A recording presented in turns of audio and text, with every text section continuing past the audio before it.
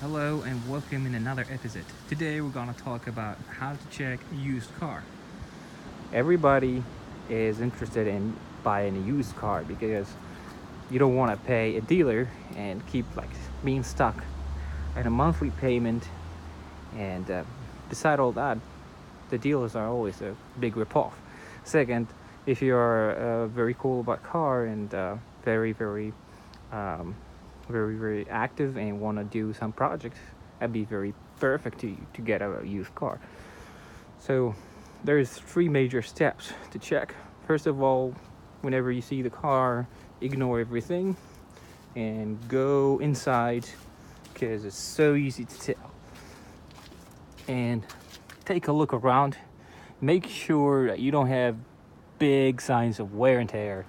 Take a look at the dashboard, the doors, put the key in the ignition, and try to test the windows and different things.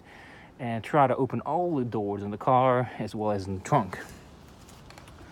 Second, you check the body of the car, the damage, the different things in the paint, and the dents, scratches on bumpers, such as I guess I got some dents here. Cannot see them from one angle. You have to look from different angles to see and spot these dents, especially if you stand up here on the side and keep walking around the car, you will notice that. And also don't ever forget to look underneath because it's very important to see if there is any kind of damage. Like here, you can tell there's a badass dent there. It may have happened with somebody trying to jack the car or something. Also, you take a look at the exhaust and see underneath the car and try. I know this is not the right time. You have to manage your appointment in some time where it's very bright. You can see underneath and try to see if there is any kind of leaks in the oil pan, as well as while you are outside, you might want to take a look on the calipers. Well, this one is new. Let's go check something old. Something like a rusty caliper. Try to make sure you have these brake hoses and brake lines. Brake hose is not cracked and not spongy when you touch them, and also the brake lines are not rusted. And the bleeding valve, especially whenever you see any bleeding valve is rusted, it means like most of the parts are gonna be rusted and it may snap on you while try to deal with it. Check the tires, make sure you get good tread on the tires, and that'll be it for the second part. The third part will be the engine. Of course, we're not gonna talk about windshield and windows because it's all obvious, as well as lights. So the engine, how you can tell that the engine is good. So first of all, before you try to start the engine, take a look and try to find any kind of leaks. Oil leaks around the pulleys, oil leaks around the valve cover, oil leaks or coolant leaks around the water pump, and take a look like if the engine is generally clean or not. Check the cooling and take a look from the reservoir on top and try. I'm sorry, this is a little bit low. Usually the Mustangs are like that, but if you can check the cooling because you want to see if there is any oil on top of the coolant. That tells you that the head gasket is good or not. And if you cannot see the coolant, like here, you can you can just unplug the oil plug here and see underneath of it. Uh-oh, I got the whole gasket. This is not supposed to come up. It's just the gasket that goes back there. So look at this cap and try to find any foaming forming underneath of it. That tells you a lot about coolant being mixed with oil. I'm not worried about it. I'll put it back in later.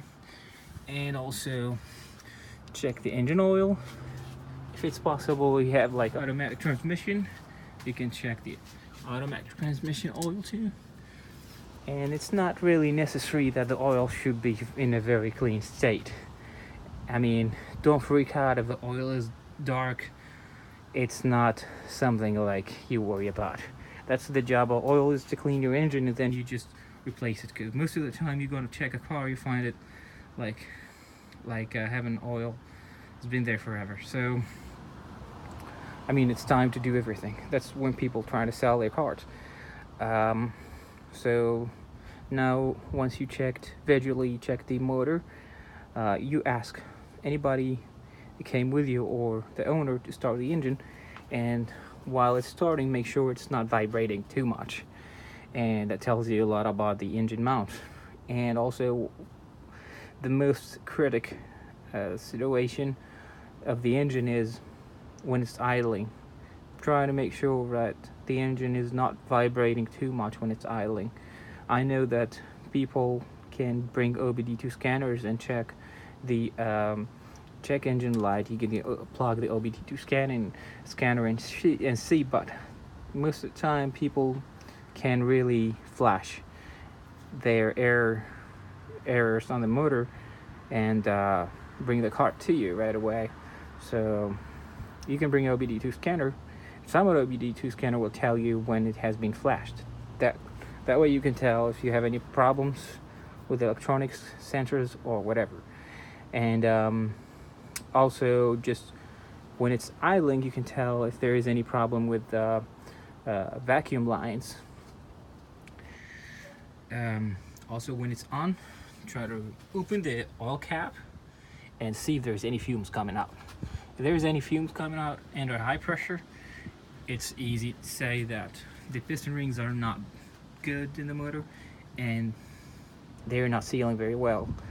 Also, make sure, probably that thing can happen when the PCV valve is bad, but the PCV valve cannot be bad, that much, it goes bad like once in a lifetime. So, but usually when you just see the fumes coming out from the oil dipstick or the oil cap fill, and you better not buy the car. And something else, push on the gas and look behind. If you see black fumes coming out, then you have a rich mixture. If you see blue color, stay away, don't buy the car, because the blue fumes are burning oil, and it depends on what kind of motor you have, because the oil being mixed with the gas is like, and in the combustion chambers, it can be a lot. There's a lot of reasons that can happen. If your motor is turbocharged or not, and there's a lot of things. If the oil is just leaking through the valves, there's always a lot of possibility. But what I tell you, better not to buy it if it's happening. And after you check everything, you just get in the car and try a test drive. In the test drive, you'll see the stability of the car, the steering, yes, things like that. The motor, if it's responding every time you push in the gas, you can tell that the transmission is good or not.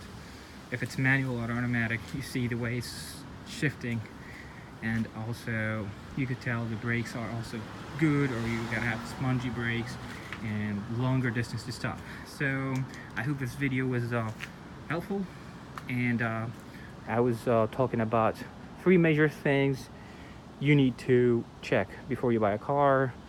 Take a look at the interior first, because it won't take that time. Take your time looking at the car body for dents and accidents and things like that happen to the car. Look underneath and visually inspect the car, and then you jump to the motor face.